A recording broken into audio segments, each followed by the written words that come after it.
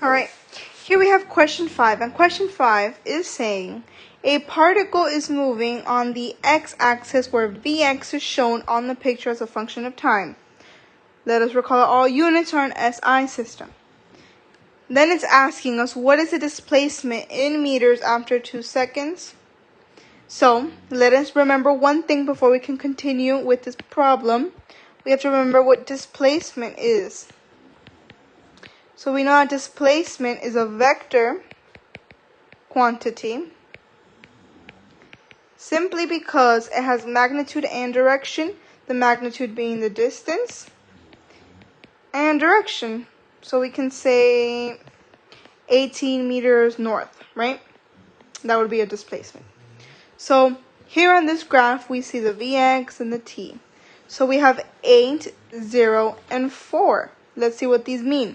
So 8 is our change in velocity. 0 is our initial velocity. And then 4 is our acceleration, right? Because we see we accelerated like that. We started at 0, and then our change in velocity was 8, right? So knowing this information, we can say that t equals 8 over 4, which equals 2 meters per second, or I'm going to be referring to it, and many of your physics professors will also refer to it as 2 meters per second squared. But just in case, remember that this means that, okay?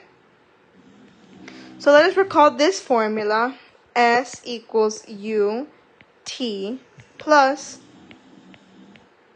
1/2 acceleration times time squared, right? So we know that our u is 0, and we know that our t is 2 seconds, and we know that our a is 2 meters per second squared.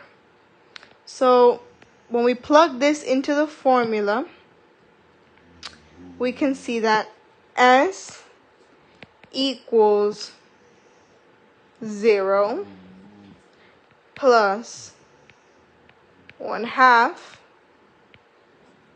times 2, this one, times 2 squared.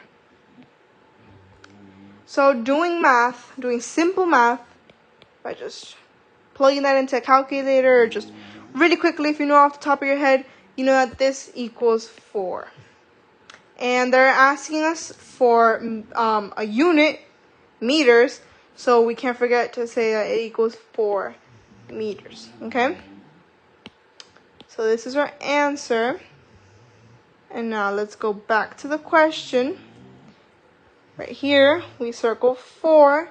We have to put the meters because it's asking us for it.